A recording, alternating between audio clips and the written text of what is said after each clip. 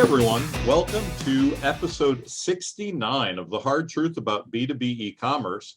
I'm Timothy Peterson, and I'm going to hand this over to my co-host Isaiah Bollinger in a few minutes. Let me pause for a moment to to hear from our great sponsors. We've got two of them, and they're going to put a message in right after this break. Our first sponsor is PunchOut2Go. PunchOut2Go is a global B2B integration company specializing in connecting commerce business platforms with e-procurement and ERP applications. PunchOut2Go's iPaaS technology seamlessly links business applications to automate the flow of purchasing data. With their solution, you can immediately reduce integration complexities for PunchOut catalogs, electronic purchase orders, invoices, and other B2B sales order automation documents in order to accelerate business results. Balance is our other sponsor. Balance is a B2B e-commerce payment solution that works well for you and your buyers. It offers a seamless one-click checkout for almost any payment method, including ACH, wire, checks, cards, even terms. It's used by leaders in B2B e-commerce, and it's as easy as buying a shirt from Amazon. Check them out at getbalance.com, book a session, and tell them what your needs are. They are the first dedicated payment platform for B2B e-commerce, 100% tailored to your needs. Thanks again to our sponsor, Balance.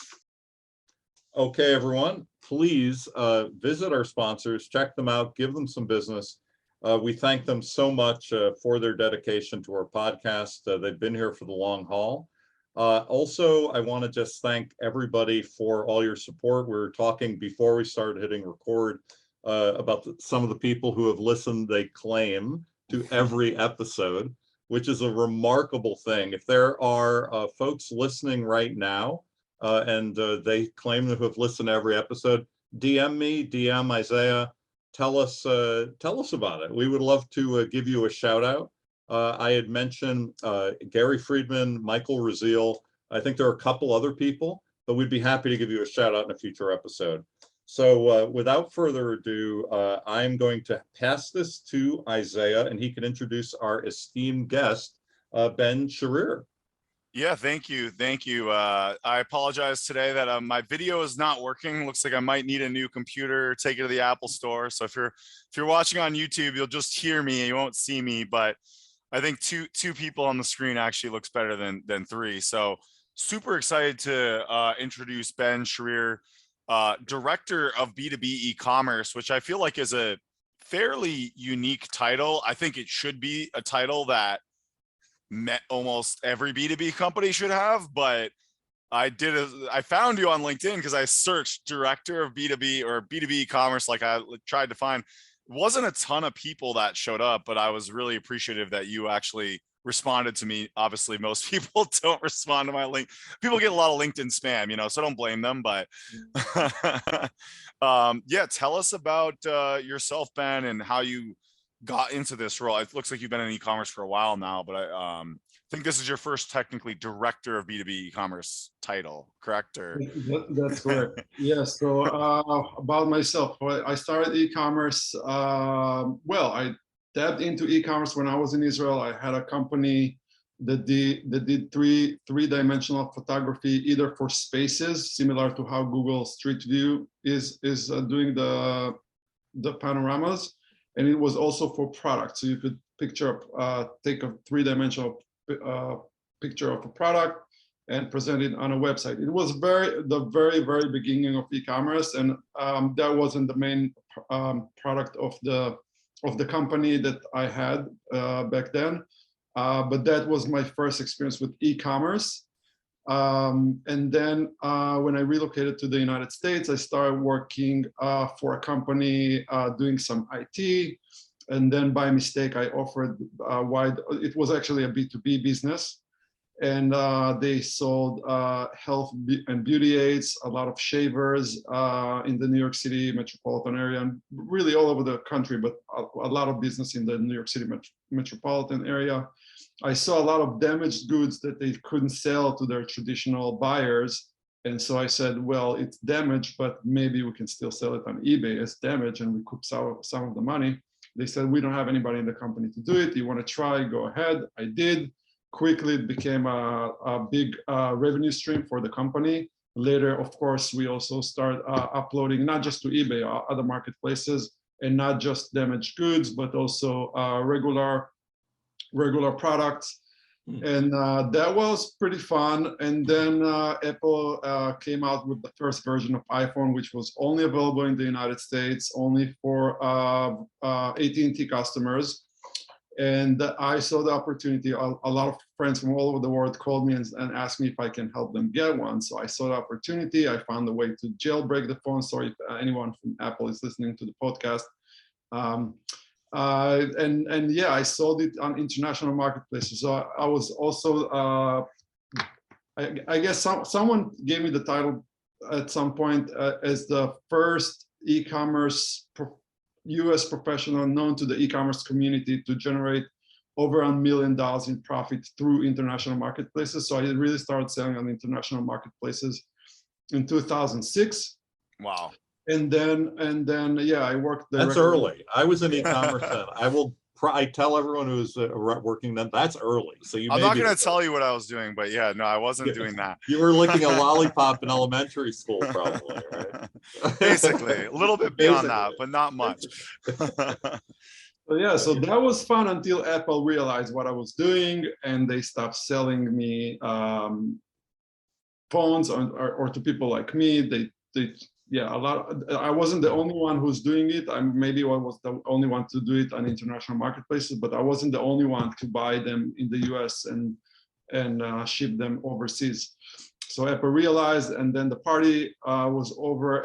But I was invited to consult to many existing e-commerce companies, and I was no one in the e-commerce industry back then. But except for maybe I had experience selling on international marketplaces, which was quite unique, and a lot of companies also saw the opportunity and they wanted to expand. Although a lot of companies offered international shipping if you went on, let's say, eBay.com, Amazon.com, but it's not the same as if you're in Germany and you usually go to Amazon.de.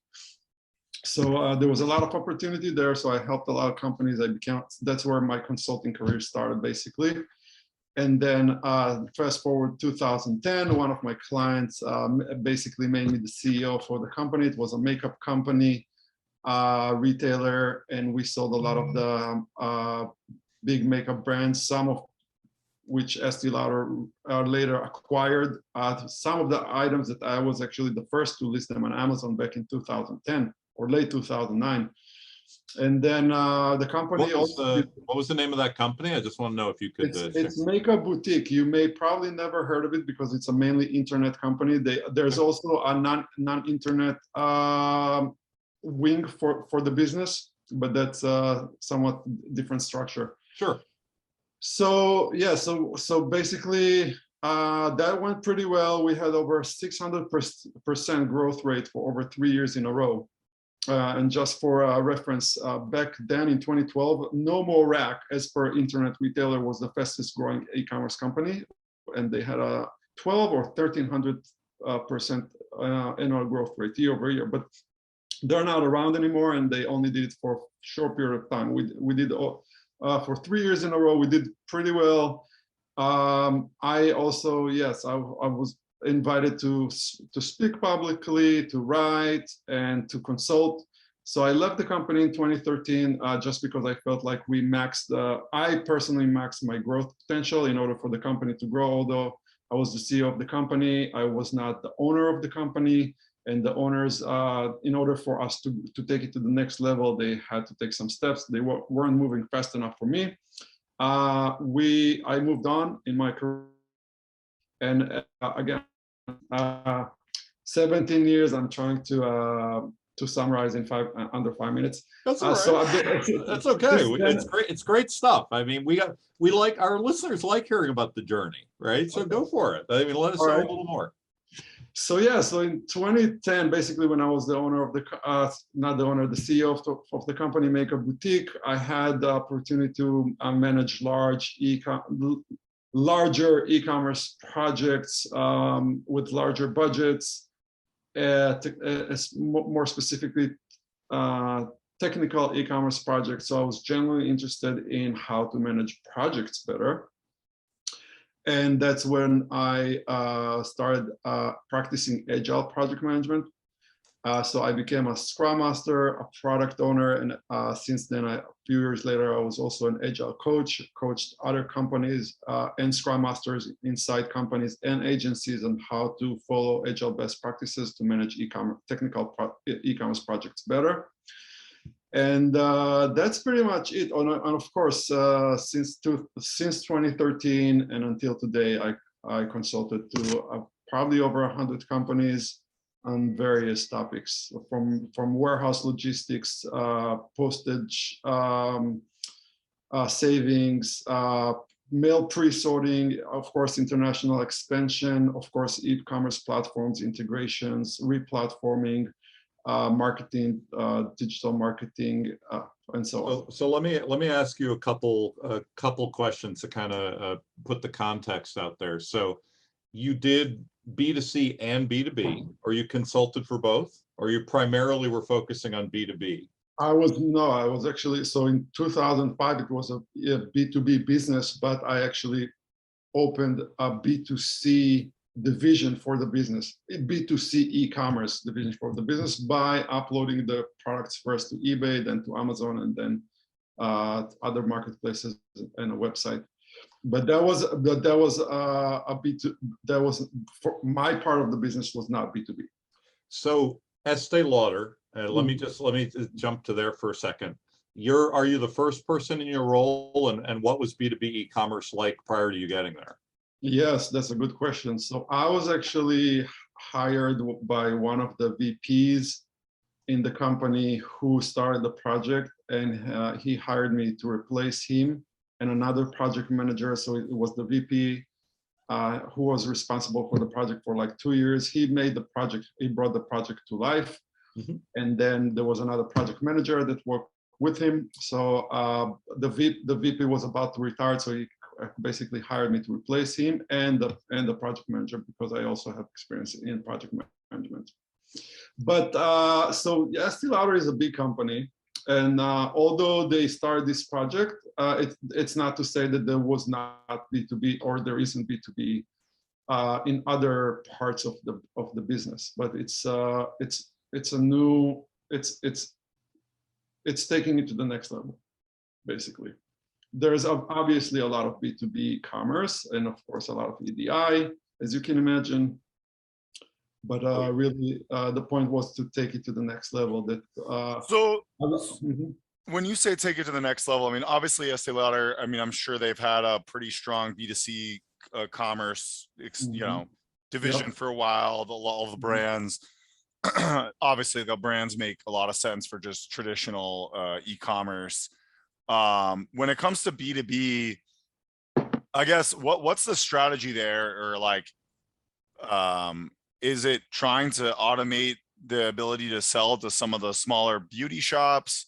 Because I feel like, some of the big department stores are probably just going to have some sort of like EDI or integration directly into their like systems, right? So yeah, so without speaking about Estee Lauder specifically, I think for companies similar to Estee Lauder in structure and size and business model, companies that owns a lot of brands, basically, yes, they have EDI, but big companies, big retailers that buy from the manufacturer or the brands, that doesn't mean that they don't also need the ability to place orders by human on a portal, on a site, on a B2B site, or even if you want to take it to the next level, API is replacing EDI slowly. Yes, EDI is very much integrated into the enterprise level business, so it's probably going to stay here for another few years, even on those EDI. So I think you broke up for a second. You said, APIs are replacing That's correct. Slowly, not immediately. EDI is still going to be here tomorrow when we wake up, but more and more companies are switching from EDI to API or doing both. Gotcha. So, no, that makes a lot of sense. And you brought up a really important point that maybe EDI isn't enough, right? So let's say you're selling to a retailer that has 1,000 locations, or even 100 or even 50 locations. It's like, yeah, EDI is, yeah. How about more than 1,000?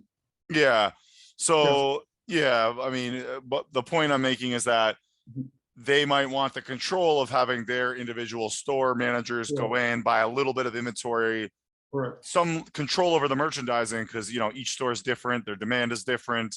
They don't want to be over inventory, and EDI might not be the best for that, like, individualized store approach. Correct? Is that correct?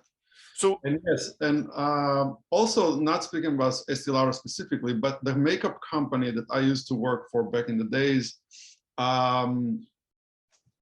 we used to buy from, let's say, brands that today are owned by Estee Lauder, and and we weren't the only one. Macy's and Sephora was also buying from the same brands. So these brands were fairly small back then, and they did not have EDI. So imagine that you doing the purchasing at Macy's and Sephora, and you want to buy some lipstick from a company that, okay, it's not owned by, it wasn't owned by Estee Lauder back then, but it was in Macy's and Sephora. How are you placing the orders? So not through EDI. You are Macy's and Sephora, but you're unable to place the order through EDI. And what are some of the features that people are looking for? Is it bulk pricing, personalized pricing? Like, I think obviously the reason we started this podcast is I've been doing this for 10 years, and it became very clear to me B2B commerce is just so much more complex. But I'm curious as to what in your, area of expertise, what you're seeing makes it more complex. Obviously things like pricing come up. Like, I think we all agree, like, you can't just spin up like a basic kind of Shopify site. I don't think that's going to work for most of these. Right? No. Yeah, you brought up a good point. So, for example, promotions is a good part of I think every B2B business. It's not unique to Estee Lauder. Yes, so let's say, and it's actually B2B commerce. The rule of thumb is that B2B commerce is basically following B2C commerce, because the B2C buyers are regular consumers and they shop for themselves on B2C sites all the time. So they expect the same experience or as close as possible. And yes, B2C commerce is ahead of B2B commerce still in many ways. But still B2B commerce is trying to follow B2C. So a lot of the things that you see in B2B, even if there weren't traditionally in the business, now that the business is doing B2B commerce, they're adopting B2B commerce strategies, marketing strategies, and or any business models. That's maybe sound too general. So let me give you an example maybe. So maybe traditionally, a sales agent who've been working with, let's say, 1,000, not 1,000, but let's say 100 stores, it wants to offer a promotion. So before doing B2B commerce, just traditional B2B wholesale, he would say, okay, if your order is over, let's say, $20,000 a month, then we'll give you 5% discount, or 10 free items, or whatever, 10 free cases, or whatever. But in B2B, I'll take the 10 free kisses. and then when you do it in B2B commerce, you can try to replicate it, and there are ways to replicate it. But also, it's just how things are done in B2B commerce, and these companies are adopting it, because it's not just converting an existing B2B business to become digital, but you also converting how the business is doing business with its customers at the same time. So go ahead, Isaiah. You want No, go ahead. So I'm curious because we've had this conversation with some other folks. Estee Lauder does B2B and B2C. What's similar and what's different with the tech and the tools? So is it the same platform? Do they communicate with each other? Do you share stock? Like, how does that work? Warehouses, the distribution centers, all that. How does that work? Yeah, so it's so companies like Estee Lauder usually have ERP system, and usually the inventory is shared in the ERP system. Yeah. So whether you have and literally over 100 different sites, either B2B or the B2C combined, they all get the stock level from the source of truth in the company, which in many companies of that scale is usually the ERP system. So you might have an integration to multiple different, a B2C site, a B2B site. Yes. Are you seeing any technology consolidation? We're seeing this more and more where like the e-commerce platforms can handle both B2B and B2C. And that's very appealing because now you don't necessarily have to have like 5 different platforms, or now you can potentially have one integration and different experiences for the customers. Yes, I know that some companies are trying that, and I know that some companies I work with try that. It's really different from one company to another. There's not one true or wrong answer, but like take Salesforce B2B eCommerce, for example. They acquired CloudQuiz, which was just a B2B platform. Yep. B2B platform. And then instead of like using the platform as is, they actually rewrote the entire platform from scratch on the Lightning platform. So, and they also rewrote Demandware on the Lightning platform. So they could say, and now I'm just thinking from the product owner at Salesforce, I'm trying to get into his shoes. He could say, well, we already have an e-commerce platform that's supporting like billions and billions of dollars, like huge platform. Why do we need to write a new platform? And they still decided to write a new platform specifically for B2B. So I know Adobe, for example, they acquired Magento, then they made it a cloud version for it, and they renamed it to Adobe Commerce Cloud, and now it's one platform. Great. Not the same, in my opinion. SAP, for example, they acquired Hybris back in the days. Hybris was not a specifically B2B or B2C, but SAP, for example, they decided to use the same platform for both B2B and B2C. So it's different. There's no right or wrong answer. But in my opinion, B2B, yes, there's a lot of commonality, but at the same time, B2B, I would say that in other words, it's probably Salesforce competitive advantage over the other competitors that they have a unique B2B platform.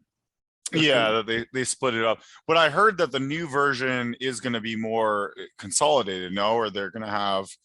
They have B2B2C. Is that what you're referring to? Yeah, I thought that potentially with this new kind of rewrite that they're doing, is it still going to be 2 platforms, or is it just going to be one new platform? I wasn't quite sure. It's still going to be 2 platforms. And but at the same time, it's the same core platform because both are built on top of the Lightning platform. Yeah, so it's a little more consolidated technology.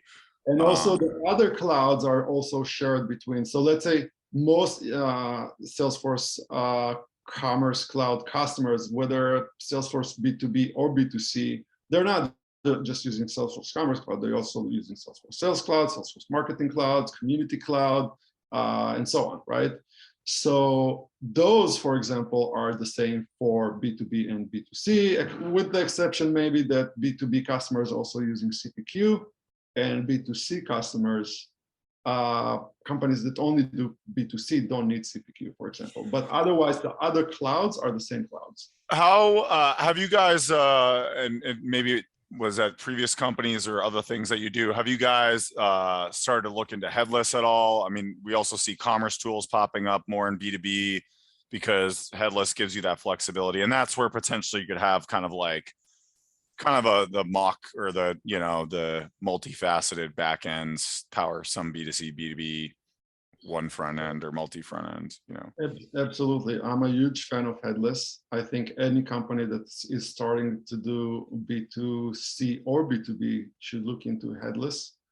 Actually, existing companies that already have a thriving B2C or B2B business that is not headless are investing millions of dollars to become headless. So that's why I would recommend any company that is starting to start headless. And yes, so Salesforce so with Salesforce B2C, for example, they'll give you SFRA, which is their front end application. You can use it, or you don't have to use it. You can write your own if you want, or you can customize SFRA. But it is headless. Gotcha. Yeah, I mean, we're seeing more and more in that. I think the thing that I think people kind of, the buzzword headless, I think is a little bit misused, because really it's like almost anything can be headless, right? Like as long as it has APIs and the ability to get the information into the front end, really, you know, you can start building, you know, one or multiple front ends, and then whatever you want to use in the back end. I mean, obviously if it's really legacy, it's gonna be hard, but that's kind of the approach that we're taking, is like, hey, like let's, like the more complex their back end, it's almost better for headless, because we can just work around all their different backends, you know. And for scalability and for many other reasons. Actually, let's put it this way. I would say the sites that the average person is interacting with, 99% of them are headless. Facebook, Google, Instagram, YouTube.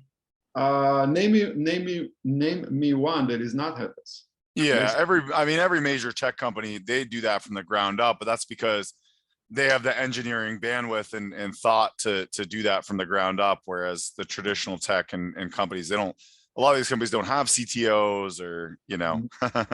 Correct.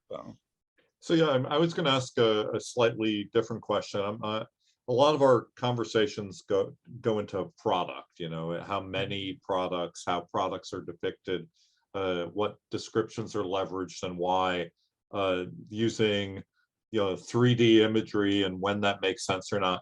So could you give us your insight into product a little bit? I mean, how many products, you know, are you selling through the site, and what sorts of information are you carrying through from wherever that information is stored?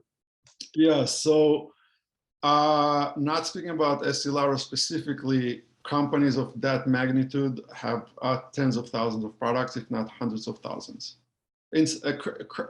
Active and in stock. So yeah, for the goal for the company is to have every item that is in stock that you want to sell on the B2B site. And how do people access these, right? If I go to esteelauder.com, you know, I see this kind of general site. I don't even think, you know, they have a lot of brands. It's not even showing me all the brands. Like, do they need to be contacted by a sales rep first, sign up? Like, how do you guys even get these businesses ingrained into this, right? Like, how do you? Yeah, so normally B2B sites are not available to the general public, with some few exceptions, or maybe these exceptions are really B2C sites that are also doing B2B. Like, let's say I'm personally buying on Webstaurant. It's a B2B site, but it's also a B2C site, but it's not really built on a B2B platform, in my opinion. So those are, but otherwise, I would say most of the companies are not exposing their B2B sites to the public, although there is a domain for it. And of course, the users know the domain. And of course, they need to be approved by the salesperson, and they need to have a login before they go to the site. There's no way for someone who's, let's say, a shop owner or pharmacy owner to go to find, even if they find the site, to register on the site. So these salespeople are the conduit. So how do you guys make sure the sales and the site, you know, work together? Because I think that's the big falling down is that companies are just like, oh, we have salespeople, we don't need a site, or like, you know, it's just like, I mean, like I said, I think before we talked, there's big companies, you know, when big is relative, but multi-million, $100 million companies that do almost zero volume online because their sales reps handle everything, right? Or the emails or whatever. From my observation, the salespeople are the biggest advocates for the site. And why is that for you guys and not other companies? That's what I'm trying to. I don't know. I don't know if it's this. I think that it's the same for across the board. I mean, let's ask a different question. What's the purpose of a B2B portal? Isn't it to save time for the salespeople to do a self-service key, to have a self-service option for customers 24/7, real-time inventory visibility for the customers, and all the shopping experience that we know from B2C. So why would the salespeople not like it? They love it. It sounds like the salespeople are fully on board with it as almost like a part of their offering, right? It's like, hey, we get you onto this. You can buy whenever you want. It's a huge time saver. A huge time saver. You don't even know, like, you don't how inefficient things are currently done in some. I think where we're coming like from. Literally orders coming through are like people write down on a napkin what they want. They take a picture and they sell it through WhatsApp. I think part of where we're coming from, though, is that you know, at least personally, I have met that resistance. You know, in various B2B situations with sales teams, it is changing. I think people are, you know, adapting and embracing. You know, they're realizing what they can do. But it wasn't that way, and it hasn't been that way for a lot of other companies that I've worked with personally. There's been that gap where it's like, no, we're going to control this, and this doesn't necessarily help us.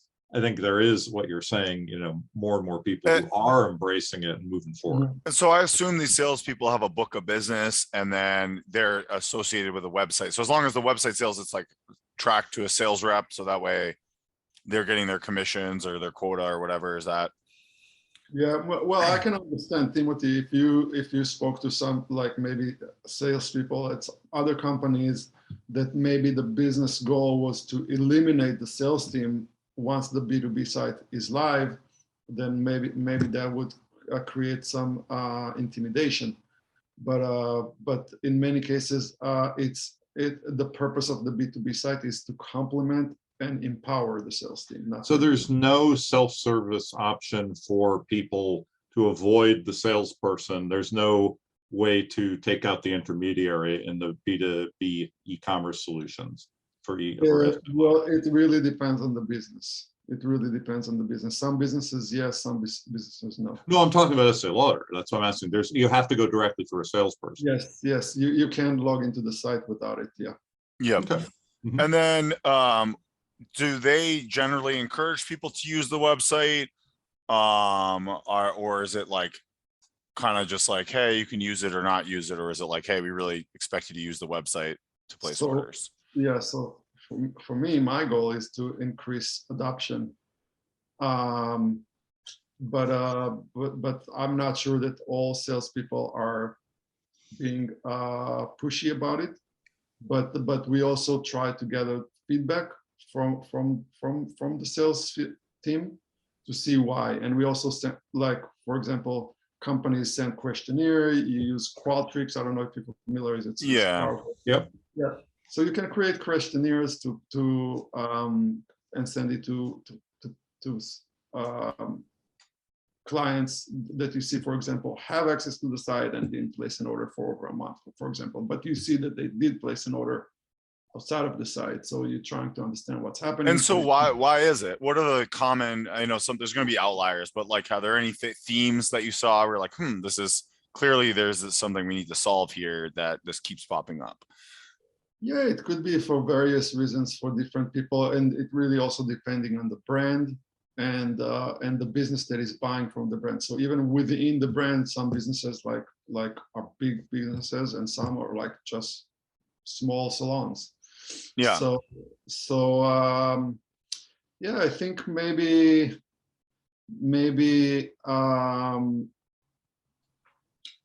promotions could be a big driver to not place the orders through the site. So for example, if the site does not support the same promotion that they're used to or can get from Yeah. the sales team, Okay. and it's currently not supported, the technology is, we're still working on it, or the technology is not there yet, then that could be the case, for example. Yeah, we had different reasons. We have people who said the site is not easy to use, is not so easy to use, and we also had people that says they just place orders on the site because they said it's easy to use. So well, I think the promotions and pricing one is so important, because I always tell our customers, like, if people can call up a sales rep and get a better price, why would they ever use the website, right? If you can just, spend, obviously time is money, but if it only takes you 20 minutes to get a hold of someone and save $500 on an order or whatever it is, like, maybe if it's $1, they're not going to do it. But if it's over a certain amount, why wouldn't you just call the sales rep, right? yeah, yes. So, and there is a way to adjust the price or apply the promotion after, but people like to see it upfront. Do you offer B2B live chat with salespeople? Because we've seen that before. Not at the moment. Do they have click to call capability? There is a support team, but it's not live chat at the moment. is there any like new tech or nothing, new kind of concept that you guys introduced that was like, wow, this like really kind of solves some major issues? Or not that I can think of. I think that a lot of, as much as there are like cool technologies out there and sexy technologies that are being introduced on a daily basis, it's all cool and I'm all for it. And I would love to be at the forefront of innovation as much as I can. But there's also a prioritization. So there's obviously limited time and resources. And you have to say, this is a must-have, this is a nice-to-have. So of course, I want to get the must-have first in place, and then I'll worry about the nice. And when would you say those must-haves are more like, improving the ERP integration, the data, some of the core things? Yeah, for example, yeah, without getting into too specifics, but yes, a lot of basics are there's more room for improvement. Yeah. So can you order, I used to be a retail store manager. I'm a multi-unit store director before I moved into e-commerce like 20 whatever years ago. Can you order everything needed for store display, for example? Like if I'm, so I ran a cosmetics counter at Bloomingdale's many years ago. So you could order everything. Yeah, so we're trying to work on it, but it's also a conflict. There's different opinions sometimes within companies on whether it should be available on the site or not, or maybe exactly. That's why I wanted to ask you. I know. I figured that. I'm here about it's the controversy. I'm trying to stir the controversy. Yes. Yeah, you touched on an important point, because it brings up to the previous discussion about the sales team. Is the site there to empower the sales team or to compete with the sales team? So that's part of that question, I think. And So they feel like, I'll just finish this one thing, Isaiah, and then hand it back to you. But one of the other reasons I was asking is that, for example, I've worked with Old Navy, right? And Old Navy is like a closed system, if you want to call it that, right? It's all Gap Inc., right? But when people are in their internal dashboards to order more product or whatever they need for their store, they cannot order like the mannequins and the store displays and all of that through the same dashboards. It is completely separate agreement with a separate team, and it is not shared by Gap or by Banana Republic or Athleta. It's Old Navy's, right? So they have all of these things that are still weird and legacy that make it harder to actually get things done in, at that level, even though they're doing this thing online that could be, really convenient, but it makes it a little more complicated for them. That's one of the reasons I wanted to just see how that worked. Absolutely. No, and from the feedback I'm getting is that there is a desire for that, and companies I've worked with already supporting it, but sometimes it's not everything. So when you ask me, I first said not everything. It doesn't mean that there is nothing on the site, but there's also a desire to have, let's say, a blog. There's a desire to have a forum. There's a desire to have a lot of things, to create a community with where the business clients can talk to each other. And there's a lot of things that these companies wants to do. It sounds like it's and I'm just curious how, since we're kind of coming to the end there, you guys are a very large company, right? And there's a lot of smaller B2B companies or companies that have a B2B component.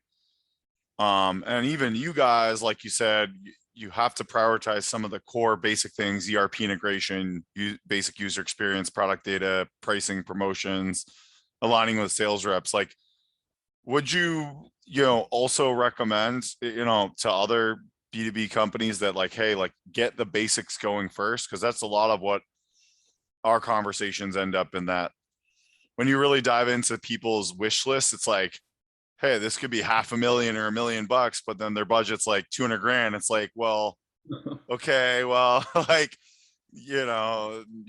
what can you do for 200 grand? Or, you know what I mean? It's like, where do you prioritize? And I think that's where, like, companies need to kind of wrap their heads around, like, get the basics done and work your way up. Because even if Fortune 500 is still working on the basics, like, how can these small businesses try and, like, go beyond that? They're going to get in over their head is kind of what I'm getting at. And I see this happen a lot. Yeah, so two things. First of all, I'm also, like I mentioned earlier, I'm also a Scrum Master and I practice Agile. So I am a firm, I wasn't born an Agile project manager, and I wasn't forced to study Agile. I embraced it because I saw the value of it as someone who managed projects and wanted to manage them better and wanted them to be more successful. So one of the core values of software development, project management, or any technical project management, which e-commerce is usually a technical project. It's not like you're building a building, you're building a software or a code. Of course, if a company is following Agile best practices, they're more likely to be successful. They're more likely to see a return on the investment faster. If it was a bad idea, they're more likely to fail early into the project and shift or pivot their strategy, which is a good thing. I've seen companies really struggling to keep the project going and getting more funding for a project that is going to fail. So well, I think this is super important, and I'm a big believer in Agile and embracing Agile, or trying to become more Agile. I think there's an element of waterfall and upfront requirements that's important, and kind of like the holistic vision. But the challenge that we see, and we see this even more as a challenge in B2B than B2C, but it's both. As an agency, from the agency world, a lot of the work getting done for the small mid-market, even enterprise, is done by agencies. Clients are like, well, we need this giant scope done for 300 grand or whatever their budget is. I'm just using that as kind of an example. Yeah. It's very hard to be Agile because we're like, well, like, we can't, if you go Agile, you can't really say exactly what's going to get done. Like, you're kind of going as you go. And it's almost like what's going to get done is what's going to get done in 300K. Yeah. It's going to be as efficient as possible. But it's like these owners and executives, they can't, like, accept the idea of uncertainty. Like, they want this, like, certain, I'm going to get, like, this building, use the example of the building. I'm going to pay this money and get a house. Like, that's how they're thinking about it. When, to your point, it's just not really how it works, right?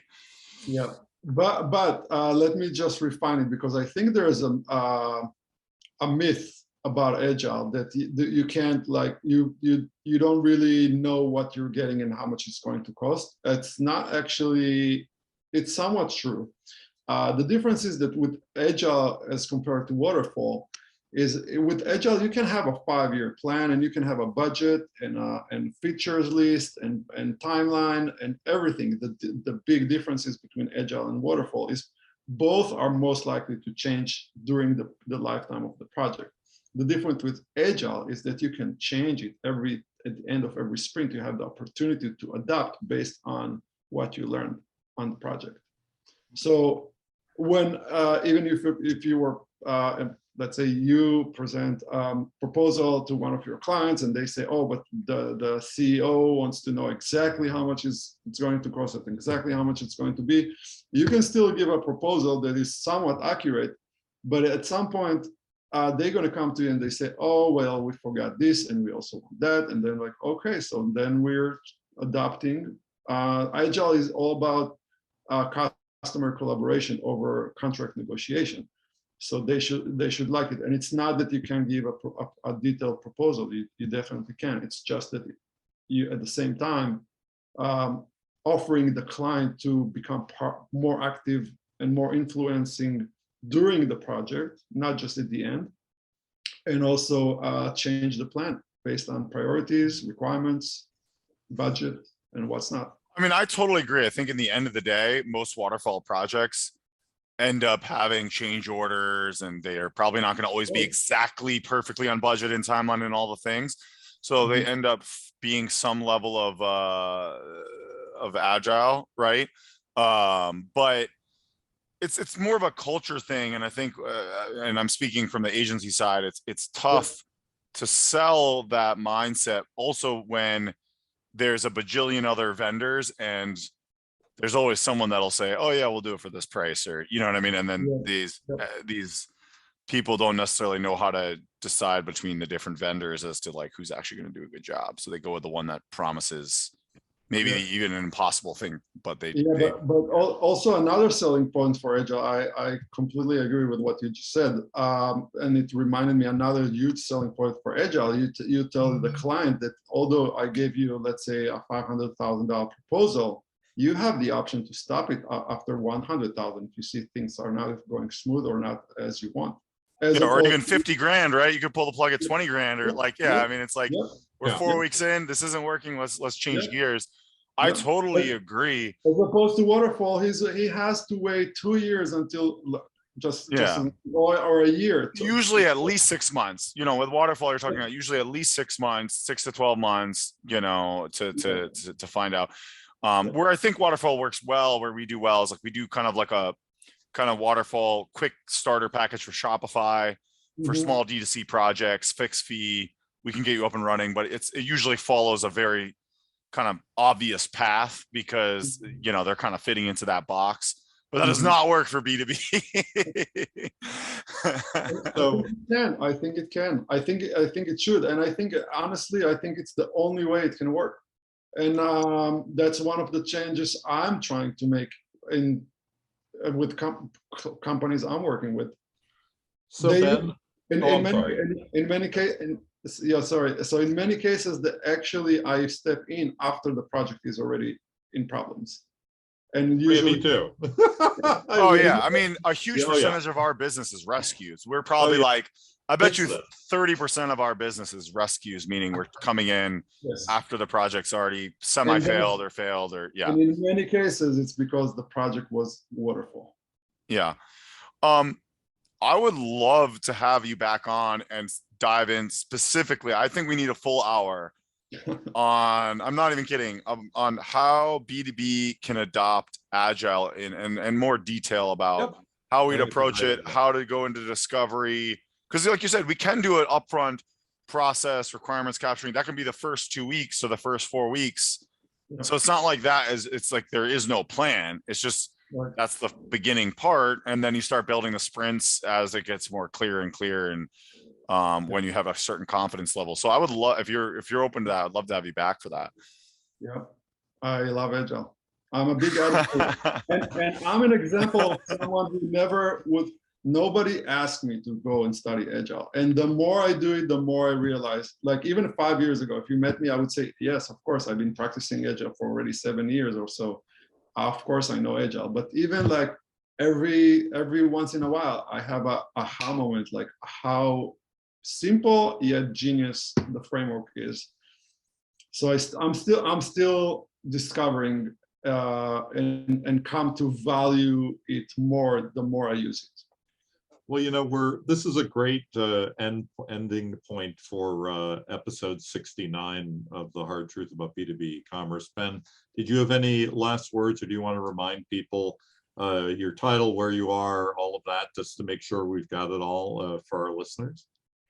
No, so I think I thank you for inviting me. Thank you for having this podcast. I never knew about podcast, so thank you for bringing it to my attention. Now you got a new listener. And I would recommend anyone who's doing a B2B commerce to educate themselves, because a lot of people trying to be, they're not getting involved with the community. So you can literally make or break a business by just being tuned to the community.